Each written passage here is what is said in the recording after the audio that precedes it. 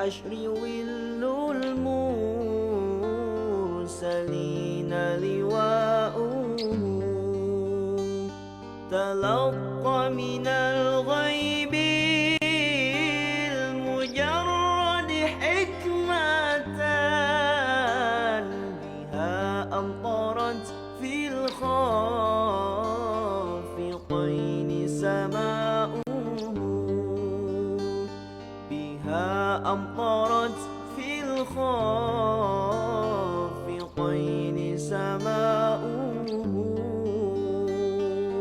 والنور يهدي الحائرين ضياؤه وفي الحشر ظل المرسلين لواؤه تلقى من الغيب المجرد حكمة بها أمطرت في الخافقين سماؤه بها أمطرت في الخافقين سماؤه ومشهد أهل الحق منه لطائف تخبر أن المجد وشأوه فلله ما للعين من مشهد اجتلاء يعز على أهل الحجاب اجتلاؤه يعز على أهل الحجاب اجتلاؤه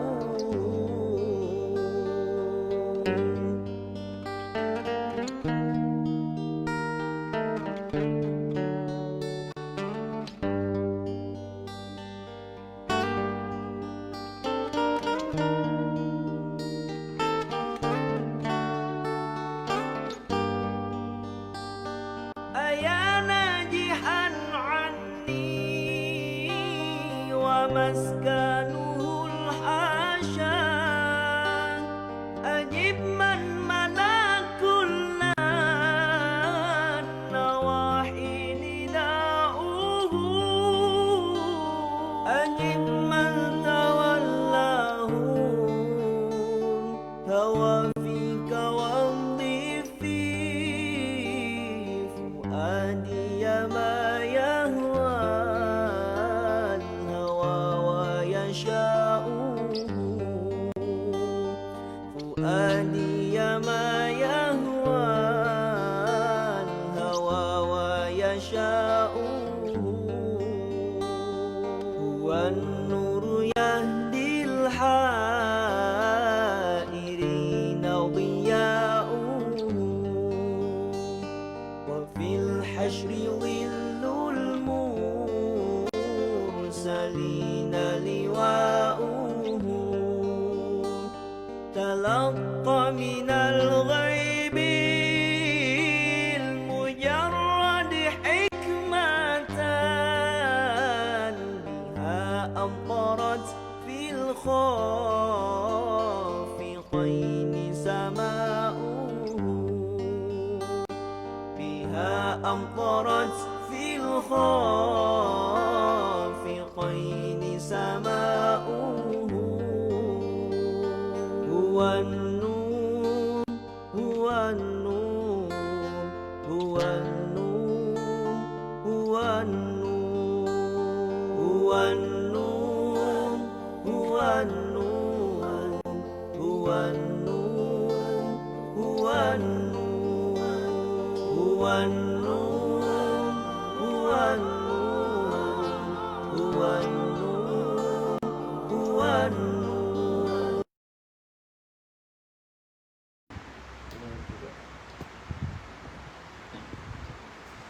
أعوذ بالله من الشيطان الرجيم. بسم الله الرحمن الرحيم.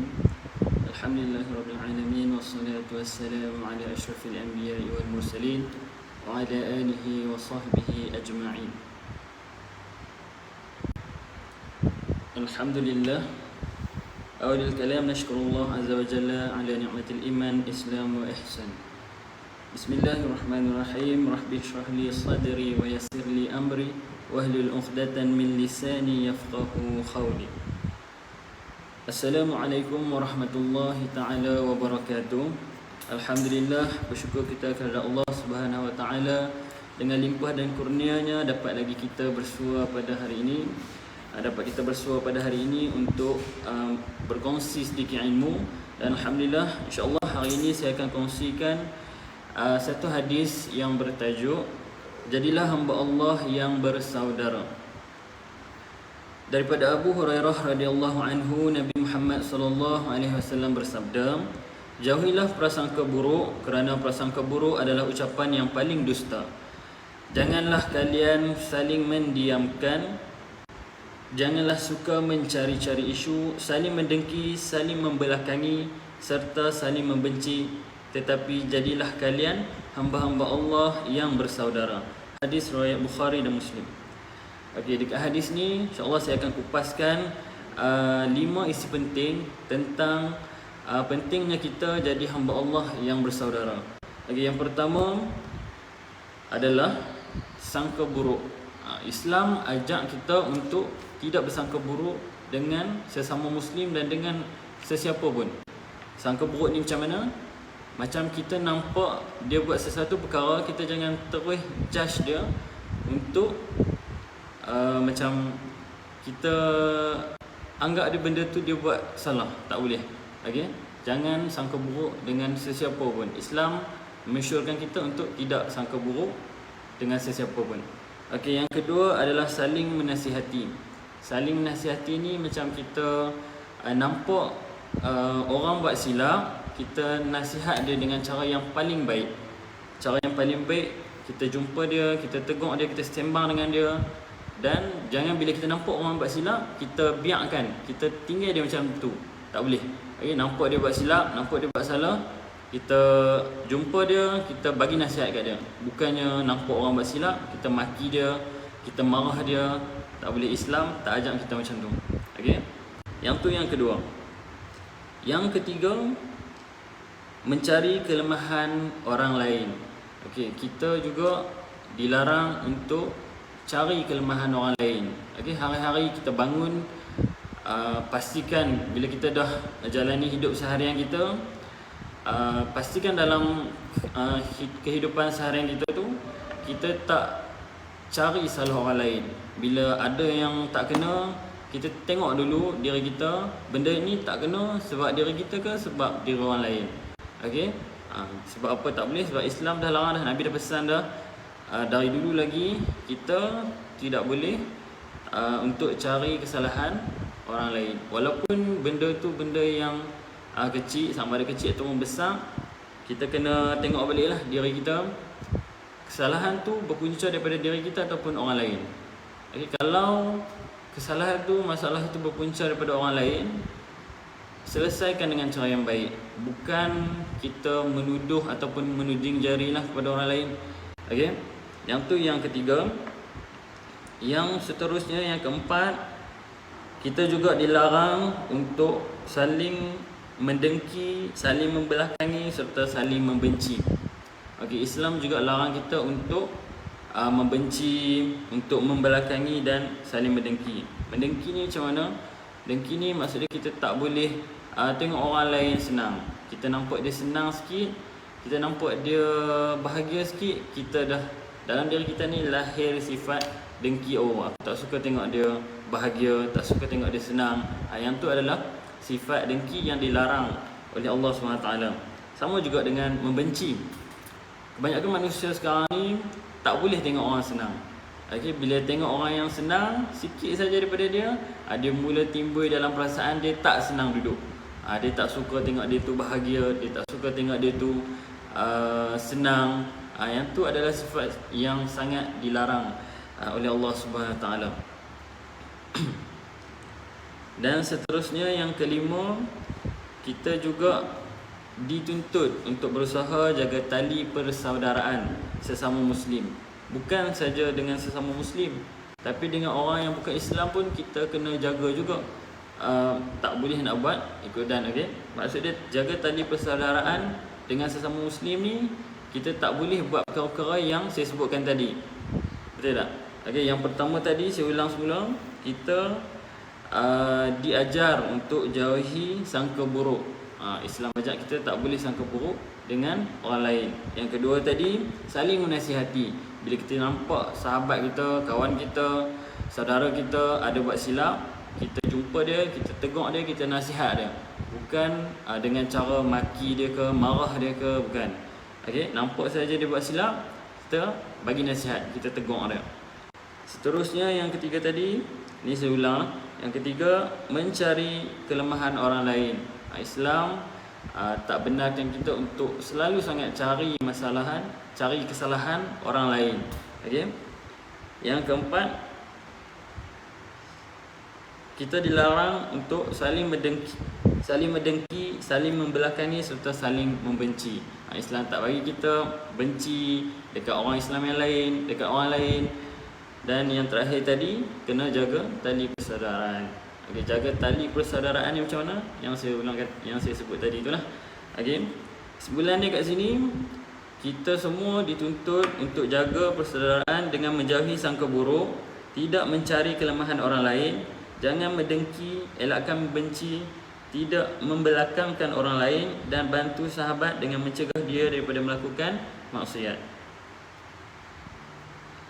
Okey, kat sini saya nak kongsikan sedikit kisah zaman Nabi SAW. Nabi dulu sebelum Nabi diangkat menjadi Rasul, sebelum Nabi Muhammad SAW berhijrah ke kota Madinah, orang Mekah ni nak kata hebatnya sifat Nabi Muhammad SAW ni, pada zaman tu orang Mekah simpan harta-harta mereka dekat baginda Nabi Muhammad SAW. Walaupun orang Mekah pada ketika itu tak masuk lagi Islam, tapi disebabkan gelaran Al-Amin yang Nabi Muhammad pegang, jadi mereka ni percaya dekat baginda Nabi Muhammad SAW. Jadi mereka simpanlah harta-harta mereka dekat Nabi Muhammad SAW. Tapi dalam keadaan mereka simpan harta mereka dekat Nabi Muhammad SAW, dalam masa yang sama juga mereka ni tak suka dekat Nabi. Start bermula daripada Nabi diangkat menjadi Rasul, mereka dah mula dah untuk orang kata lawan Nabi. Mereka maki Nabi, mereka marah Nabi, kira bermusuhan dengan Nabi. Sedangkan waktu tu harta mereka simpan dekat Nabi Muhammad SAW. Yang saya nak tekankan dekat sini, walaupun dalam keadaan yang macam tu sekalipun, Nabi Muhammad SAW seperti mana yang kita sedia maklum, mempunyai sifat yang sangat-sangat mulia dan dipercayai oleh semua orang. Walaupun dalam keadaan baginda dimaki, dimarah, walaupun dalam keadaan macam tu sekalipun, baginda tetap amanah dengan harta yang orang Mekah ni simpan dekat Nabi Muhammad SAW. Tengok kat situ kita boleh nampak betapa amanahnya Nabi, betapa mulianya sifat Nabi.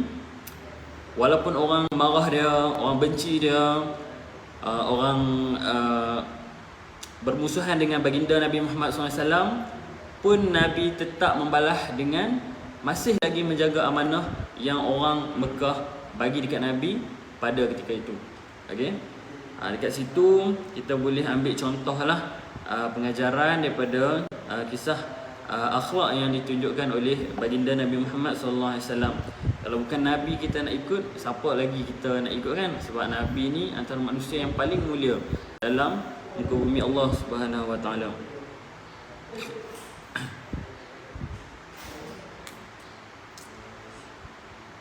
Seterusnya mengakhiranlah kesimpulan yang tadi tu.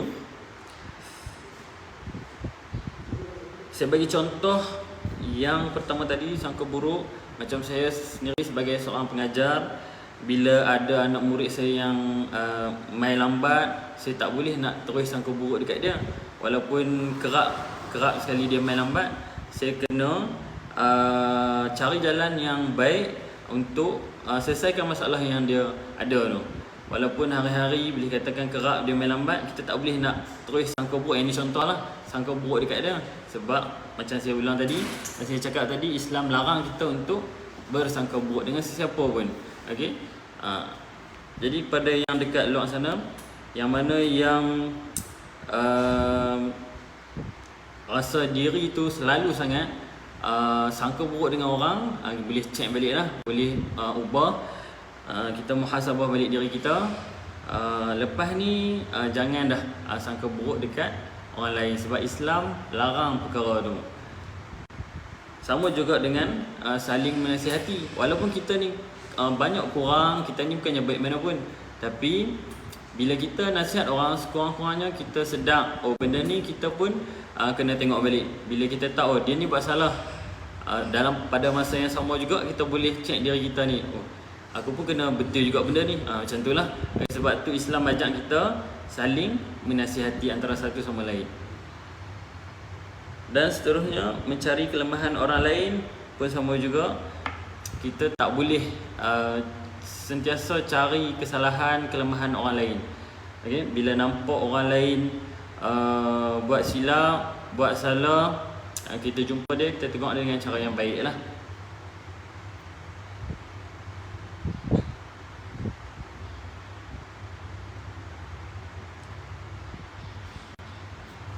Sekian yang itu sahaja perkongsian pada hari ini. InsyaAllah ada masa yang lapang. Lepas ni kita akan berjumpa lagi untuk hadis yang seterusnya. Apa yang baik itu datang daripada Allah, yang lemah yang kurang itu datang daripada kelemahan diri saya sendiri. Hakikatnya keduanya datang daripada Allah Subhanahu Wa Taala. Wabillahi taufiq wal hidayah. Wassalamualaikum warahmatullahi taala wabarakatuh. Kita tutup perjumpaan kita dengan doa lah. Auzubillahi minasyaitonirrajim. Bismillahirrahmanirrahim. Alhamdulillah rabbil alamin, hamdan yuwafi ni'amahu wa yukafi mazidah. Ya rabbana lakal hamdu kama yanbaghi li jalalika wa 'azimi sultanik. Allahumma shalli 'ala sayyidina Muhammad bil qulubi wa dawaiha wa 'afiyatil abdani wa shifaiha wa nuril absar wa diyaiha wa 'ala alihi wa sahbihi wa barik wa sallim. Allahumma inna nas'aluka salamatan fid din wa 'afiyatan fil jasad وزيادة في العلم وبركة في الرزق وتوبة قبل الموت ورحمة عند الموت ومغفرة بعد الموت. اللهم هون علينا في سكرات الموت والنجاة من النار ورفع عند الحساب. اللهم اغفر لنا ذنوبنا ولوالدي وارحمهما كما ربيانا صغيرا. ربنا لا تزغ قلوبنا بعد إذ هديتنا وهب لنا من لدنك رحمة إنك أنت الوهاب. ربنا آتنا في الدنيا حسنة وفي الآخرة حسنة وقنا عذاب النار. وصلى الله على سيدنا محمد وعلى آله وصحبه أجمعين. سبحان ربك رب العزة عما يصفون والسلام على المرسلين والحمد لله رب العالمين. والله